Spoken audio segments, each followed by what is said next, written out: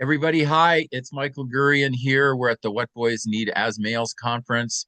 And our next speaker right now is Sean Kullman, president of the Global Initiative for Boys and Men, and co-author of Boys a Rescue Plan. He and I worked on that book together, and I it's a good book. So I hope everyone will go get it, and you'll see Sean's amazing work in there. He is going to obviously tell you more about his background, so many years in the schools, and he's just a brilliant guy, especially with the statistics, and just you're in for a treat. So Sean, take it away. Everyone, my name is Sean Coleman, and I'm going to share a screen here and make sure everyone can see what's going on. I am the co-author of Boys a Rescue Plan with Michael Gurian and the president of the Global Initiative for Boys and Men. And I'm hoping everyone, like Michael says, I think that Boys a Rescue Plan really crosses so many different fields. It's a wonderful supplemental text in colleges and schools and in trainings and in book clubs because it does allow people to just sort of move back and forth into various areas. Uh, go through essays, come out of essays. So the book really does allow itself to kind of dip and dive and move into areas that are specifically important to you at a particular moment. But as we go forward in this presentation, I really want us to think about four things: data collection, the disaggregating of data, avoiding data conflation and suppression, and looking for solutions.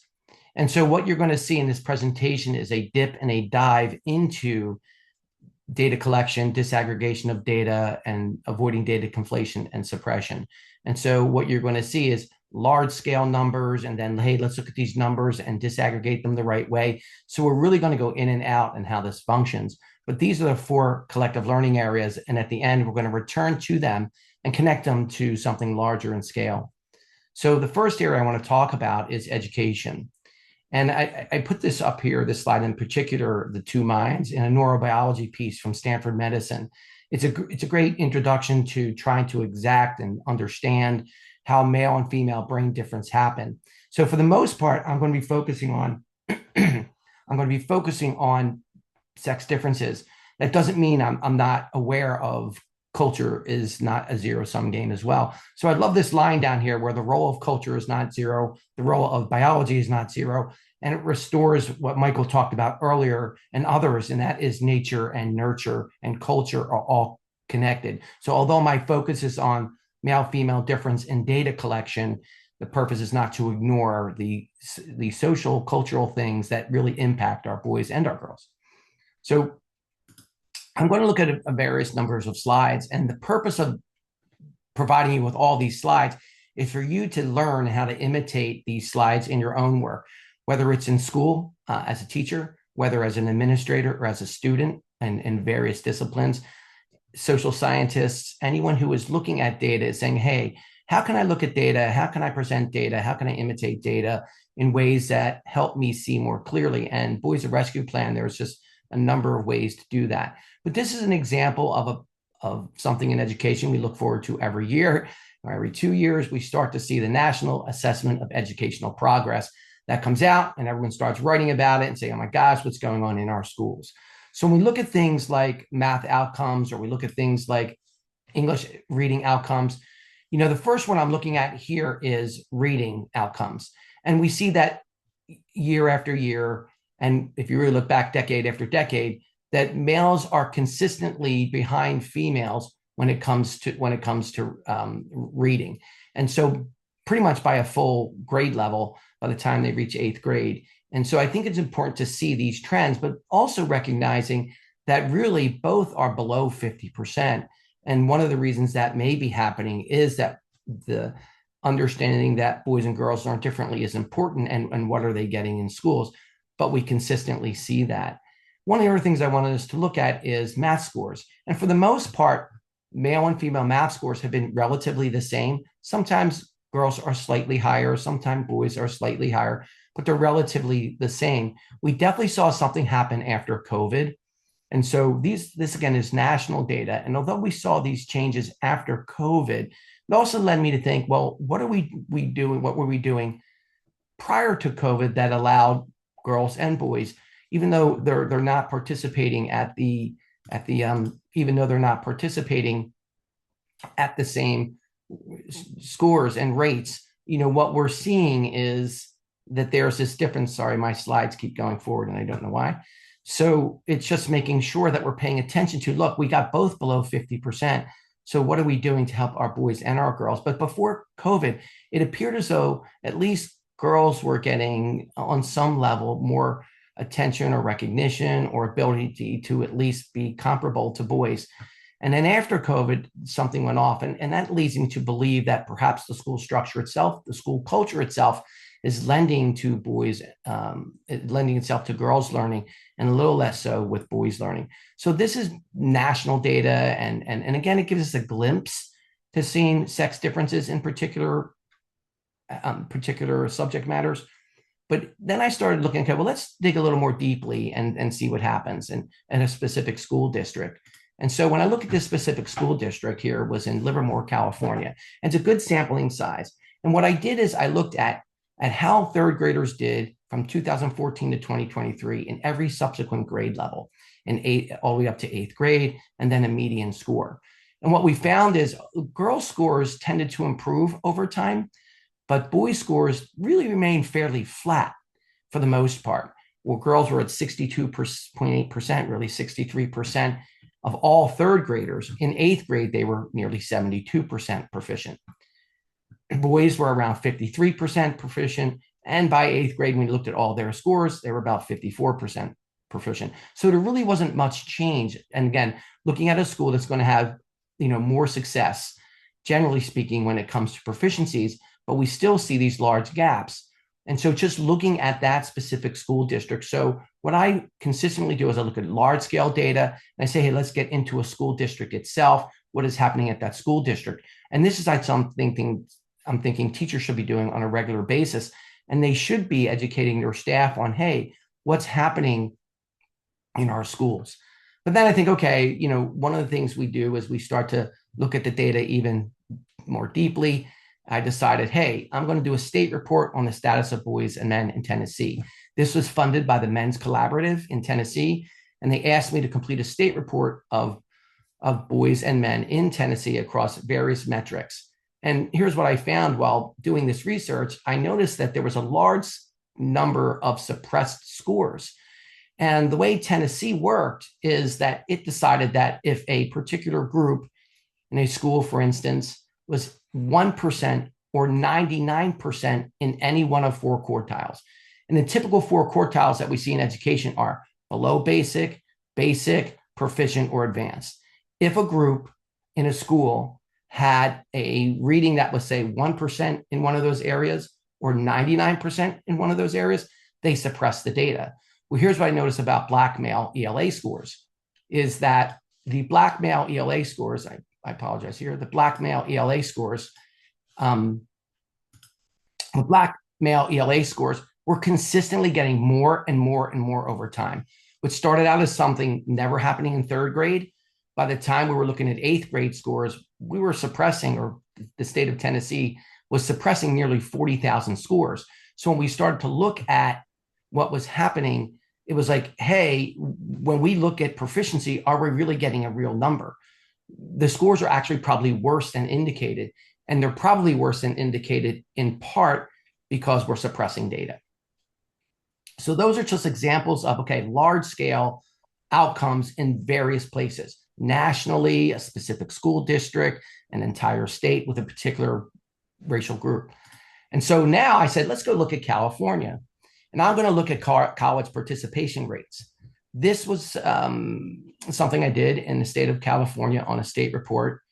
And what I found is that all boys of all races were behind their female counterpart in college going rates. And this is looking at about 1.7 million students in California from 2016 to 2020. Now, I'm going to keep this table up for a little bit so you can look at it and see what's going on. But what I found really, really interesting is there was a lot of parity in certain particular groups, African-American females, Hispanic females, and were really similar to other groups. They were similar to white males. They were similar to those sorts of things. Asian males, Asian females were the highest performers. And I think there are reasons for that. I think part of it has to do, if we start looking at things like single parent homes and those, it's almost correlative. It's interesting that when we look at things like father involvement, when we look at things like mother involvement, which are both, Michael mentioned earlier, so critical to the success of children, that there almost seems to be this correlative. Again, we don't say it's just correlative, that those who come from single parent homes are more likely to um, struggle in school and physical and mental health and those sorts of things. But what I found really interesting about this table, and this was data retrieved from the California Department of Education, is that, again, all males were significantly behind their female counterparts by race and by sex at those intersections. And so even when I started looking at, okay, well, how are people doing against each other? I looked at things like, hey, how are racial groups going? You know, when we look at, say, Black males, Hispanic females, Asian females, white males, white females, all of that. And it was fascinating to me to look at these numbers. I said, well, let's expand this out further and let's take a look at college data. Because for me, college is part of the end game. And I think that everyone doesn't have to go to college, but choosing to go to college and not having the skills to go to college are two separate things. And so a boy or a girl deciding to grow up and go into the trades is fine, but did they choose it because they're just not interested in college, or did they have the skills or do not have the skills to attend college? And as we're looking at this slide again, as I just want you to take a second to look at it, and we just see that there's this consistency when it comes to all males of all races being behind their female counterparts, and often similar to. So then when I looked at a larger scale, I'm going to show two slides here. And these two slides are going to include 4 income quartiles. It's going to include quartile 1, which is the lowest income earners, to the 4, the highest income earners. And so 1 and 2 are on this slide. So what are these slides looking at? So I worked with the Pell Institute and the US Census Bureau to look at the college participation rates of 161 million dependent family members. So these are children 18 to 24 years old, right, who are still dependent on family members, people's children who are participating in college. And there was one consistent factor. So across every single income quartile, and when we looked at the intersection of race and sex. So these tables are looking at the intersection of race, sex, and income quartile. And no matter what income quartile you were in, Black males, white males, and Hispanic males were behind everybody else. They were behind Black females, white females, Hispanic females, Asian males, and Asian females. And so this gave me an opportunity to say, okay, this cuts across every socioeconomic income. And as you start to go up in income, you do see higher college participation rates. If we were to look at this, for example, we see that Black males in income quartile 1, the lowest income, are 36.3%, college participation rates. Well, if we jump to the next income quartile, they jump to 48%. And when I go on to the next slide, you're going to see what happens when we go to other income quartiles. But this is the one consistent factor. And what I did here is highlight least likely to participate in college. And so the next slide, when we start to look at income quartiles 3 and 4, these are the highest income quartiles. And we see the same exact thing, where Hispanic males, white males, Black males are consistently behind everybody else. Again, to remind everyone, this is in conjunction with the US Census Bureau and the Pell Institute, looking at 161 million 18 to 24-year-old college participation rates of dependent family members. So it was really good to have them help me get the data, and then I disaggregated the data and they confirmed the data. So this is in the book, Boys of Rescue Plan, and I think helps us understand, well, how did we get here? How do we get to the point where all boys of all races are behind their female counterparts? Well, and I think that happens because we see this. What we see is the number of degrees by decades, 50-year intervals. So when I've done a lot of research on this, I started saying, okay, what's really happening? And in 1920, not many people were going to college. Populations were smaller. By 1970, males were approximately 60% of the college attendees. And by 1983, women were starting to surpass men in college. And what we see in these 50-year increments is how this is manifested. And so now in 2021, 2022, we see there are far more women who are earning degrees than men. And when I looked at data from 2016 to 2020, the number of women earning degrees was about 2.8 million more. And so what causes this? And I think it's two things. The largest shift of men in college happened after the GI Bill and World War II. It was World War II that really prompted men to go to college. They came home from war, and the government said, you know what? You offered up your life. This is recompense for services rendered. And so they went on and they got college degrees and they started families. Well, they had sons and they had daughters, and they wanted their sons to thrive and they wanted their daughters to thrive. And in doing that, what happened? Okay, they decided, we need to make sure our girls have an opportunity to succeed. Title IX, which was a really important evolution in making sure we ensure equality under the law. But what really started to happen is girls were already starting to set themselves up for success, because by around early 1980s, 1983, women had already started to surpass men in college. So that didn't just happen because of Title IX in 1972. Things were already working to move them forward. What Title IX did was making sure that we're not discriminating, which was critical in putting that in law. But the ball was already starting to roll, I would say, before that. And so what happened is you had this incredible cultural sympathy for making sure that our females succeeded. And so I think as a society, we decided that this was the right thing to do, and it was. But two things happened. Males were awarded college for services rendered in war. Women were awarded college because we saw it as a cultural responsibility. It doesn't mean it doesn't happen for males now, but in reality, when we look at what happened afterward, we're seeing these large gaps in college education. So how did we get here? How do we get from the NAEP report on boys and girls differences? How did we get to those state outcomes? How do we get to those national outcomes? And how do we get to the point where here we are, massive differences in those who are finishing college degrees? Well, Gurian will explain it this way. Because we're not educating our boys and girls differently in schools, the outcome of that 10 years later, 12 years later, 15 years later is the outcomes you saw earlier. Boys and girls learn differently success models. This is two of the graphs I've put together for Michael Gurian. Some of this will appear in the book, Boys a Rescue Plan, and in some of Michael's presentations, where we quantify how our boys and girls doing. And we notice that, hey, when you look at before Gurian's success model and you look at after Gurian's success model, we see increases for both boys and girls. More importantly, we start to see other things happen. We start to see fewer fights in schools. We start to see kids who are focused more, because kids who are doing well, because their brain is being stimulated to participate in education, we're beginning to see, hey, they're engaged. Therefore, they're less of a distraction. They're not throwing pencils at their buddy across the room, right? They're not doing those sorts of things.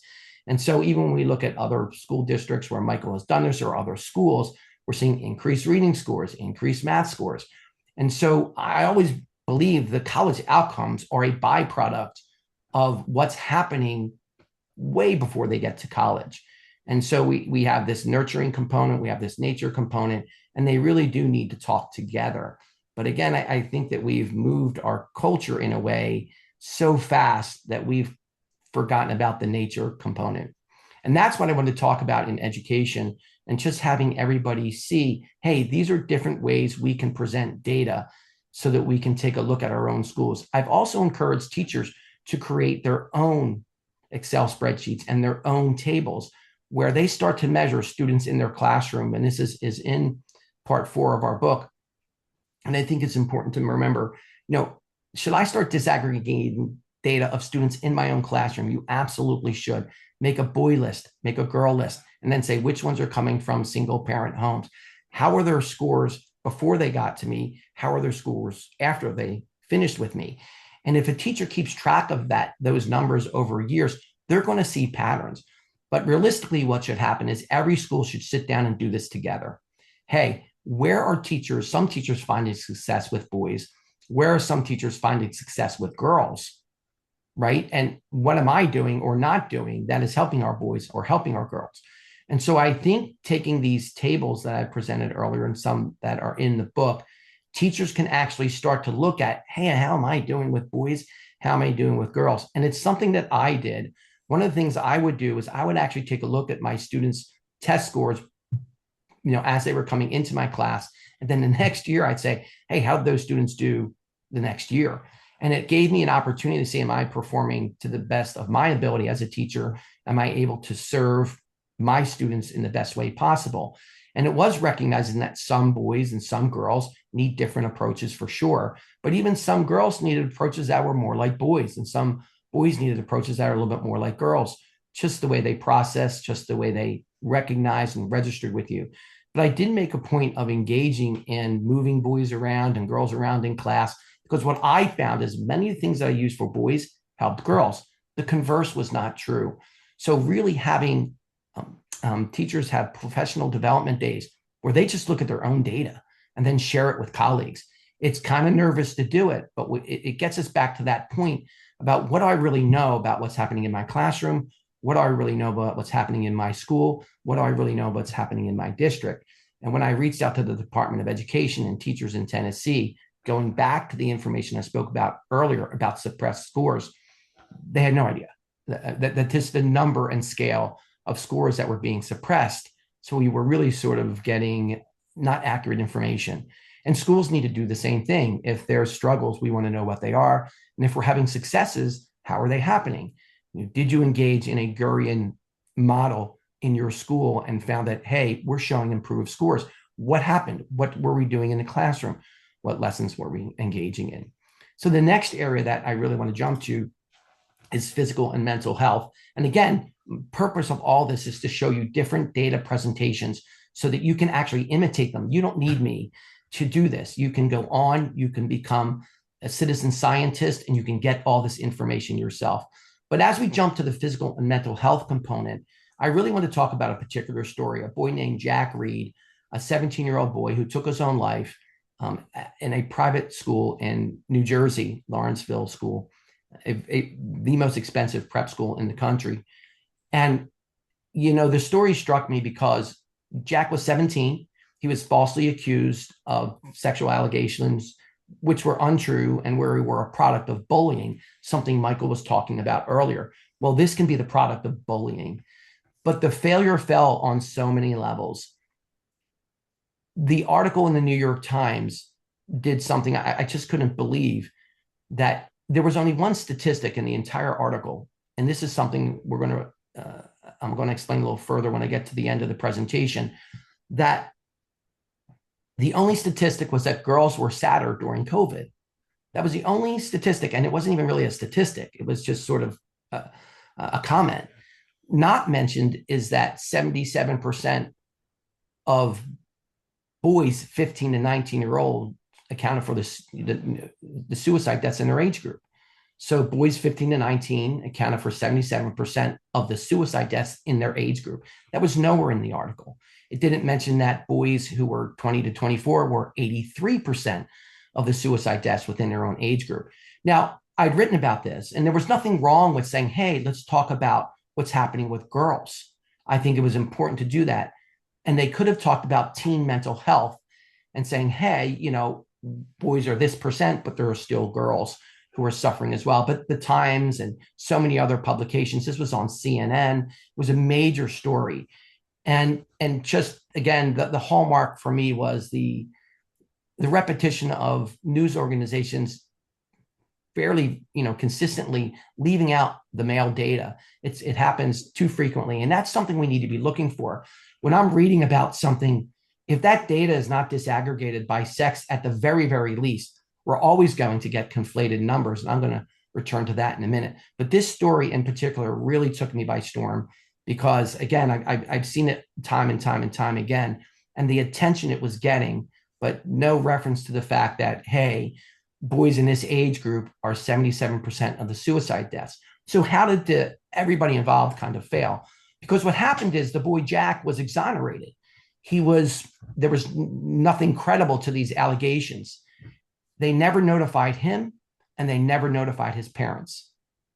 And this is kind of the way procedures move forward. Boy is accused. Let's just assume there's a guilt. What should have happened, the second that happened, there's all antennas should have been up. Jack is immediately in a state of stress. And the probability of him turning to alcohol or drugs, or in this case, suicide, is significantly higher. Why is that so? And if you think about the way Michael talked about male female brain difference, you'll see that we know why that happens. And so I think that in this particular instance, there was a failure on so many levels from the media, from academia, right? And just how we think about presenting this material. And again, I think that poor Jack, was just put into a place where many boys are. There's just an association of guilt. Let's begin there. And no one said, wait a minute, while we're doing this, who's keeping an eye on Jack? Who's talking to Jack? Is there therapy for Jack? Is any of this happening? And is this even true? But I think to me that the saddest point of all was that no one even let him know he was exonerated, or his parents. And so the bullying continued, and it ended tragically in the life of a 17-year-old boy. And so Michael referenced this as well, Ruben and Raquel Gurr and their work, and the complementary sex differences that really do matter. And I highlighted just a portion of their findings in here. For example, differences in gray and white matter volumes have been related to performance on verbal and spatial tasks. Sex differences in hippocampal volume and dopamine availability have been linked to memory performance, and sex difference in limbic activity and orbitofrontal volume have been associated with differences in emotion and regulation. So let's go back to Jack. How do we get to where Jack took his own life? Well, there was just nothing in place to even think about how the male would react to this. Would he be talking to people? Would he not be talking to people? Would he just go into isolation? The isolation that happens is the product of the way the male brain reacts, whether it's overdose, whether it's alcohol, whether it's suicide. It's the after effect. It's the despair and the way the male brain processes that despair, processes that trauma that leads to the outcome. And so I just wanted to put this up there so that you can all go to this article, you can read it, and it really is illuminating. And Michael was right about Ruben and Raquel and how much they've done in this field. It's really, really, really critical. Okay, back to the tables. Okay, so number of overdose deaths by race and sex. One of the reasons I break things down by race and sex, and in the next table, you're going to see this broken down by deaths per 100,000, which is the way we should be when we look at percentages, breaking it down to be more accurate. But I always try to, almost all the time, mention males and females, not just to show that males are the ones who are in greater despair, but I'm actually recognizing female despair in doing so. It's certainly worse for males in terms of outcome, but it doesn't mean that females aren't being impacted. So when we look at this, we have to be conscious of the fact, we just have to be conscious of the fact that, hey, yes, it's worse for males, but there are females who are impacted. Why do females turn to suicide or overdose or alcohol? Why does this happen? But the one consistent factor, again, all males of all races are affected disproportionately to their female counterparts, no matter how this happens. And so I'm just going to jump to the second slide. And as I look at these numbers, look at just the number of total deaths from 2018 to 2024 in the final column of total deaths. And what we see, over 900,000 males have lost their lives to suicide, unintentional overdose, and alcohol. And 330,000 women and girls have lost their lives to these diseases of despair. One of the reasons I mentioned unintentional overdose is I make sure I just don't do overdose overall, because that would include suicide and that would conflate the data. Kind of like when we try to conflate data, I'm going to talk about that in a little bit, right? We would have suicide and overdose together and it would conflate the data. And so we want to pull it out and tease it out and see them as separate outcomes of despair. And so when I look at the percentages, again, what we see is all males of all races are impacted greater. And what I did here is I did some heat mapping. So we look at the groups that are most likely to commit suicide. It's American Indian, Alaska Native males, and Black males and white males. When it comes to overdose, it's American Indian, Alaska Native, Black males, and white males. And when it comes to alcohol, it's American Indian, Alaska Native, males and females, which females alcohol related causes are really severe in the American Indian, Alaska Native community. And then we have white males. And so, but when we look at it by race and sex, we consistently see similar things. Overall, it's anywhere from 75 to 80% of the deaths of despair in each category are overwhelmingly male. Again, the reason I like to do the numbers and the reason I like to at least mention females is, okay, this is impacting males more than it's impacting females, but we can't ignore the female. And the reasons these happen is, again, the reaction to the despair. Again, I always have seen suicide, overdose, and alcohol as the products of the despair. And how we treat mental health. And so when we think about mental health services, and I'm not a counselor and I'm not going to pretend to be, it is really critical to think about therapy and how therapy is presented. Male and female therapy needs to be presented differently. The other day, I was speaking with a representative in Washington State, Rob Chase, and he asked me a question. He said, hey, how come suicide rates are rising in the military?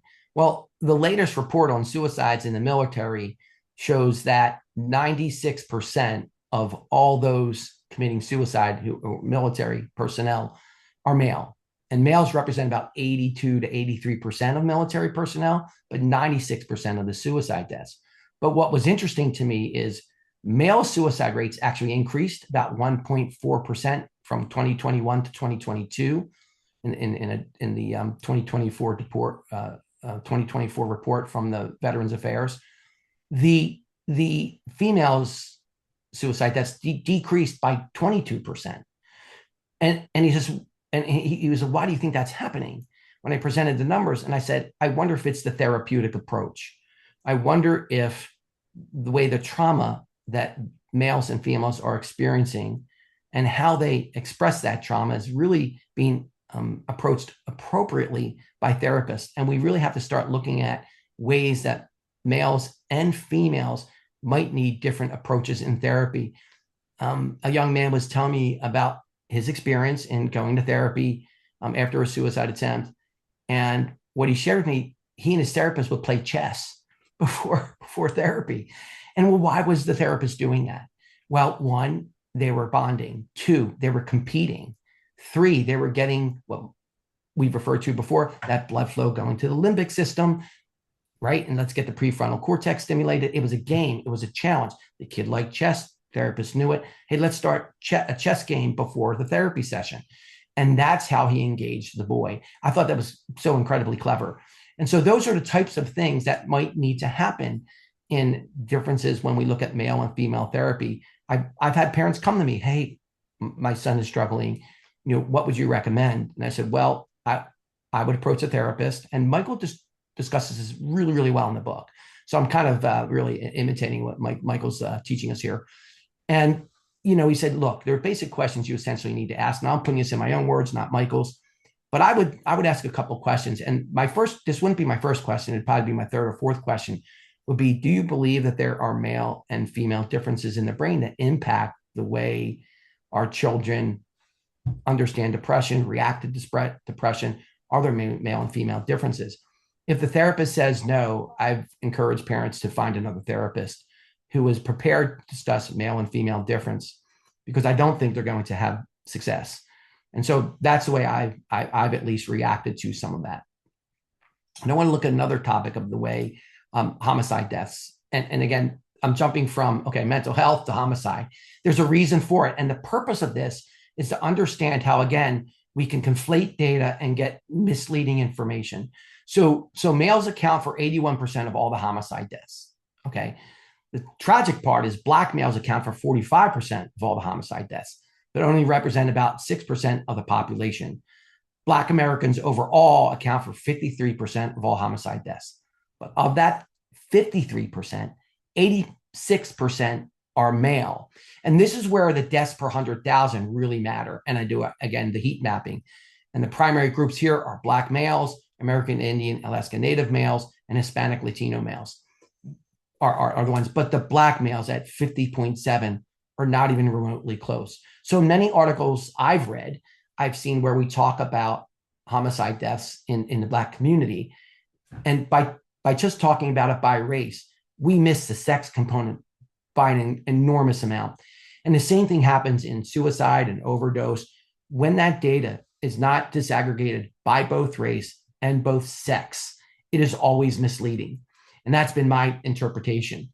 And so, and then if we start to dig into income quartiles, you're going to find the same thing. Like when we go back to the graph that looked at the income quartiles and those participating in college, you're going to find similar things happening in other areas. So if we're not doing it this way, we really are not giving ourselves an opportunity to say, hey, what's really going on with our boys? What's really going on with our girls? What leads a girl or a woman to take her own life, for instance, than other girls? Is there something different about her that makes this more possible? Is she more bridge brain, right? And so in her bridge brain mode, she is more likely to engage in a type of behaviors that will result in an overdose death or will result in a suicide death, right? We know that males are, the way they're built, more likely to turn to these things for a couple of reasons. The reasons they're doing it are biological. And then I think there are social forces that work on them. When I return to the boy who lost his life, who took his own life at Lawrenceville School in New Jersey, what happened? He was already in a state of despair, and the institutions around him in many levels failed him because they didn't say, okay, how's he going to react? What's different about the male that makes him more susceptible to a serious outcome? So there was a breakdown, in my opinion, at the school level, at so many other levels, even when we start thinking about it therapeutically, as we move forward. Okay, learning objectives as we return to them. Okay, data collection, see the numbers, dig deeper, and challenge media, academia, and government narratives. Because so much of what we read doesn't disaggregate the data the way I've presented earlier. Disaggregating data identifies challenges for boys and girls. So when we look at the data, when I return back to the Tennessee report and the suppressed Black boy scores, I'm thinking, why are we suppressing the scores? One of the rationales will be, we don't want people to feel bad, but then we don't really know what's going on and how we can fix the problem. I am really against data suppression completely. We just need to know the truth and we need to get it out there. And I think particular narratives really do get in the way of having that. So avoid data conflation and suppression, reveal truths and measure solutions. So again, if we reveal the truth, okay, what's going on here? Why are we failing? Some people talk about single-sex schools as being effective or ineffective. In reality, it's not whether the school is single-sex or not single-sex. It's whether the pedagogical approach, a boys and girls learn differently model, is working in the school. You could be a single-sex school, but if you're not teaching to the boy brain and you're not teaching to the female brain, you're just not going to have the same level of success. The same happens in therapy. If you are just a therapist isn't looking at the way the male brain and the way the female brain differ when it comes to therapy, then there's going to be lesser chances of success. But we need to measure those solutions. And it's something I did when I looked at Michael's data and one of the earlier slides, right? When we returned back to that, what we end up seeing is, hey, there is a way to measure success. And so that begins because one, we're honest with the data. Two, we're disaggregating the data the right way, and we're not conflating the data. And bring those solutions forward. Bring in solutions based on approaches that look at sex difference, not as the only factor, but one, what I like to refer to as the first principle. To me, the first principle is sex difference, and then nurture and nature and culture. It's all collectively working together. Nature, nurture, culture. How did culture impact my child's ability to become a better reader? How did culture, nature impact my child's ability to become better at math? A better human being, a more mentally stable, healthy human being, someone who's going to be a productive member of their society. And so these learning objectives, when I return to them, and I hope you'll look at them, and see what I was trying to do here is disaggregate. So again, there are cultural challenges that I do think we are facing that are ignoring sex differences. And the one example I like to use is sports. We have a Supreme Court case going on right now, big Supreme Court case on biological males participating in biological female sports. And it's a topic that's important. I think when we look at sports, and I'm deeply involved in sports, by the way, overseeing a program of over 10,000 boys and girls. And so what I can tell you is that when you look at a boys team or a men's team and a women's team, there is such a big difference, and you see it immediately on the playing field.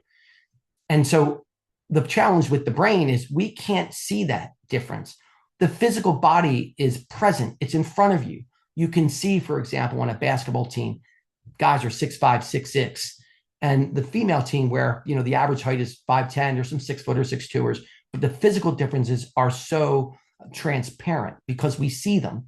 What's happening in the brain requires a scan, and we're not walking around with cell phones that are scanning brains. Maybe that'll happen in the future. And so these readily transparent things can sometimes, get in the way of us saying, hey, let's dig deeper. What's going on inside the brain? So to me, the conversation taking place at the Supreme Court is kind of superficial, and it's not looking at, hey, what's really going on inside the male and female brain, so that we can start doing research, data, and solutions based on some of this. How do we nurture our teachers so that they can better help the boy and girl? How do we nurture our therapists so they can better help the boy and girl? How do we train and do sorts of things? So to me, that's what I wanted to focus on. And for those who are interested, I hope you will get a Boys a Rescue Plan book. You'll use it in all sorts of ways, and follow me on Substack at InHisWords.us. That's where you can find me, and that's my presentation going fast and furious. I'm going to stop share now and take questions. Thanks so much, Sean. I'll facilitate that, and we're going through the chat, and we have some questions, and let me go through those with you, and then I have a question for you. But let's get the others' questions first. So we have, how does the decreasing in parentheses with a question mark, how does the decreasing relevance of college degrees today play a part in ongoing statistics and the conclusions we draw? So this is referring to the very beginning of your presentation on college. I think it shows a failure in our K through 12 system.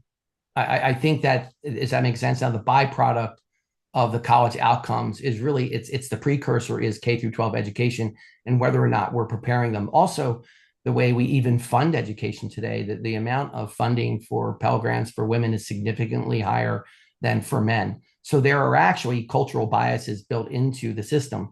When I look at government, academia, media, the big three, as Michael refers to it. And so it's not because we don't want our girls to succeed. That's kind of ridiculous. Of course, we want them to succeed. But at the same time, we have systems in place that aren't allowing our boys to succeed. And I think it begins long before they get to college. And you really start to see it by middle school. Okay. And she might also be asking about people who feel like, oh, why do we go to college? I mean, I don't need to send my kid to college. They'll succeed. Of course, you and I know that lifetime earning income still, if you go to college, your lifetime earning is going to be much higher. But I think that's what you might be asking as well. Okay, yeah, thank you. I missed that. So thanks for clarifying. I appreciate it. When I see it, it's easier reading it. And so I'm definitely a visual learner. And so I just wanted to point that out. So I do think that there is a lifetime earning. And again, even the way we think about our trades, certain trades, you can make a very good living. But the reason to go to the trade isn't like, oh, I'm not good enough to go to college. It's like, I have the skills. I've learned them in K through 12 education, and I want to become a plumber. I want to become a pipe fitter. I want to become, an electrician. That's a different thing. The other thing is that, some trades now, and I'm actually friendly with a person in charge of big trade corporation here in California, and how they're starting to talk to boys about, hey, if you do this and you're right, by the time you're 30, you could actually have a down payment on a house. So how do we marry that? But I think you're right. We shouldn't say that, hey, we're just not going to have boys participate in college because, they're just going to go to the trades, right? And I think that's a bad way to look at it. So I do think sometimes the trades is the right way to go.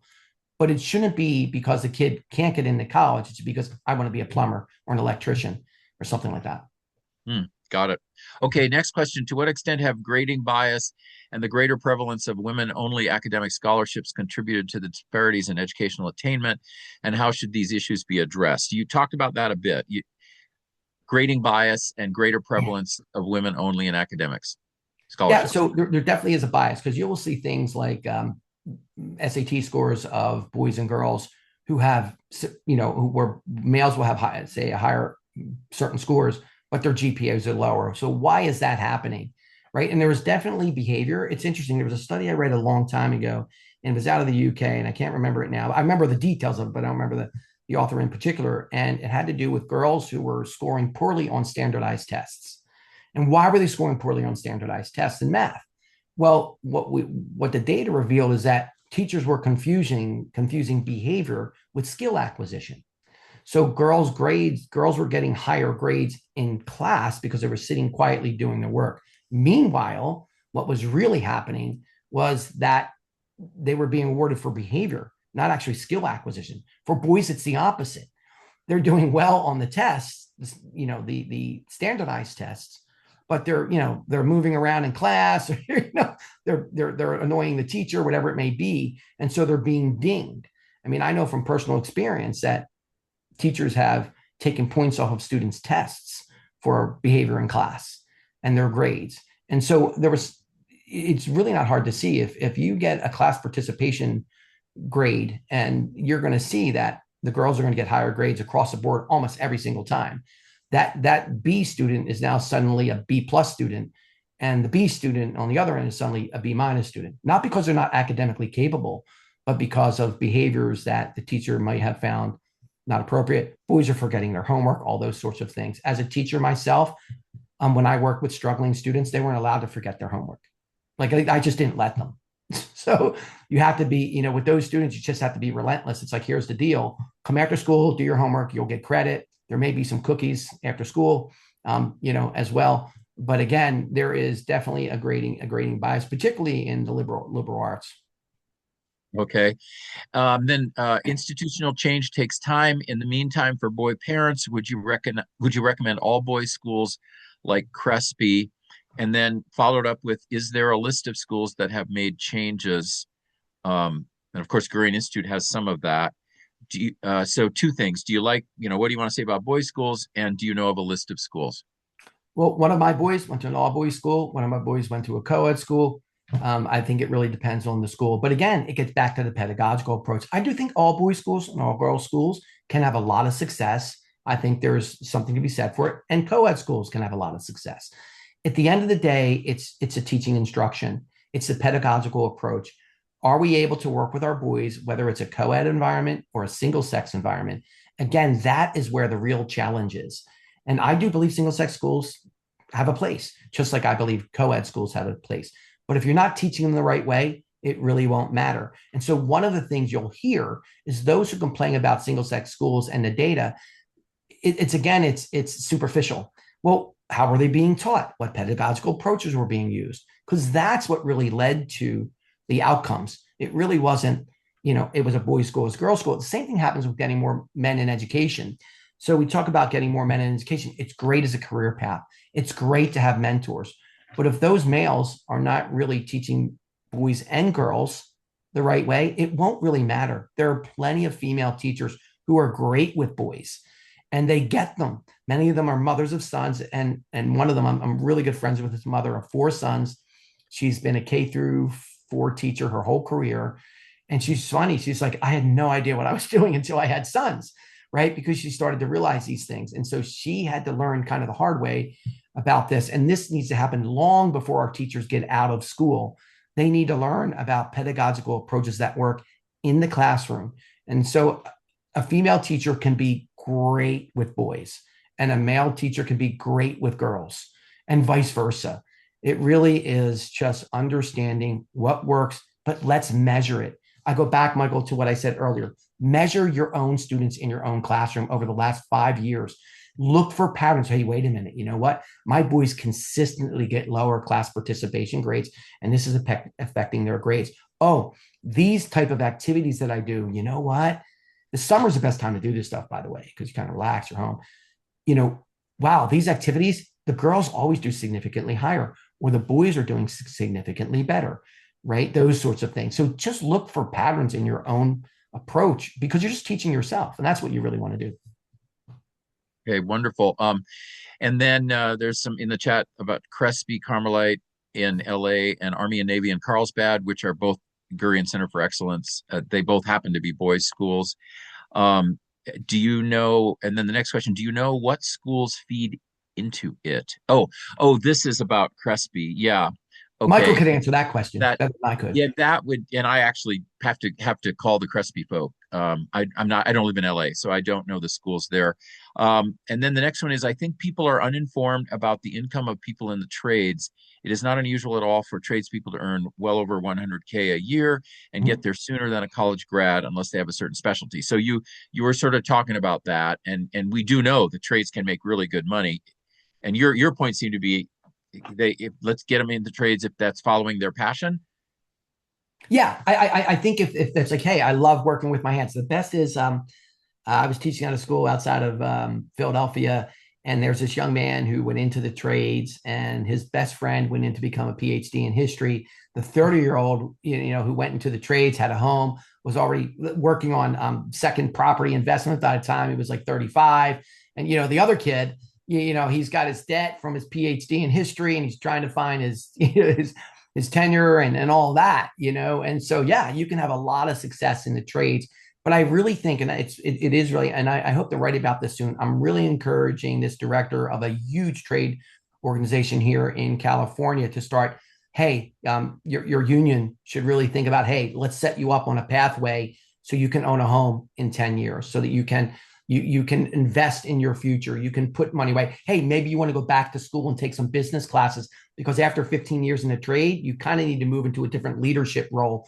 Those are the kinds of things I've seen happen, and people be really, really successful, and that sort of thing. So yeah, you can do it, but the reason shouldn't be it's the only place I have to go. And I think we'll see more men attend college, by the way, if the K through 12 system and the college system is friendlier to them. Well, and that fits with the next question perfectly. I believe that many young men feel uncomfortable in college classes, says this writer. I know one who says that as a male, he is afraid to raise certain points because it is clear that the teacher with clearly feminist leanings will put him down. Well, yeah, it happens all the time. I mean, I have parents reaching out to me and they're like, look, my kid's just going to write a paper in a particular class based on what the teacher believes, because I don't want to see their GPA get hurt in college, because that could have implications down the road when they go for job interviews and looking at, hey, how'd you do in college? I've heard this time and time and time again. And I think it's really critical that males in college, there's some fraternities I'm starting to work with again, and how do we empower them? They need to go to their deans and say, I'm completely uncomfortable writing, for instance, about perspectives on males in my sociology class, in my psychology class, in my education class, in my general electives class, because I know it will hurt my grade.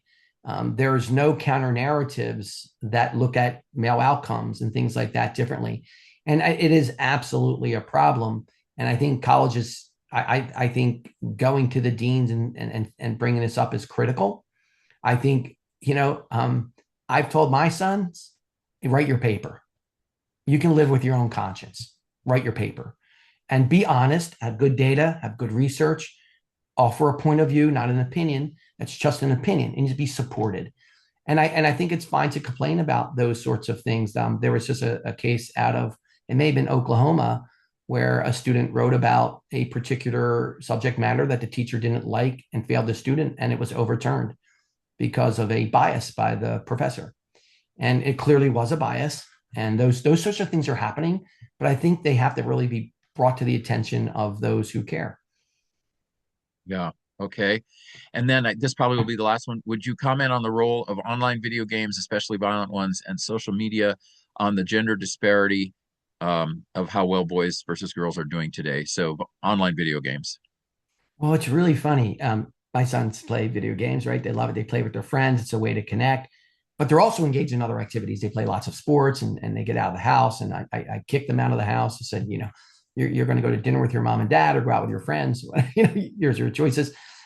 Congregate, be together. The video games, minimize it. I agree with Michael 100%. Nothing during the week. Weekend, let them have their fun, limit the amount of time, make sure it's, they're doing their schoolwork and those sorts of things. But when I think about the violent video games, and how much impact it has, I do believe it has some impact. I think it'd be conscious of what they're doing. I think because my son is playing, Sea of Thieves or whatever it may be, he's not going to become a thief of the sea. He's not going to become a pirate, right? He's having fun. And I think that fun part, we underestimate, that our kids are resilient and they get it's a game. I have a perfect story. I'll wrap this into something else, if that's okay, real quick, before I jump on. But let them play their video games. Just limit it. But you got to limit the time and put the phone in timeout. If you're struggling with the kid, you're the parent. Your phone is in timeout for the next 2 hours and put it in a lockbox. If that's what you have to do. I don't know how other people feel about that, but that's what I would do. I would just take the phone and say, look, go out and play, and those sorts of things, and setting them up. So the video games themselves are a way to kind of think of it. One thing I want to talk about, and I'm Thank going you. to bring them up. Oh, One last actually, we thing. can't. We have Okay, to no end. worries. You got Sorry, it. it's we have because we have to go to the next. You got it. You got Sean, it. thank you, man. Thank you so much. Just great. Just absolutely great. A lot of clapping. And we will thanks Sean so much. And then we'll see everyone in the next talk. Live the dream.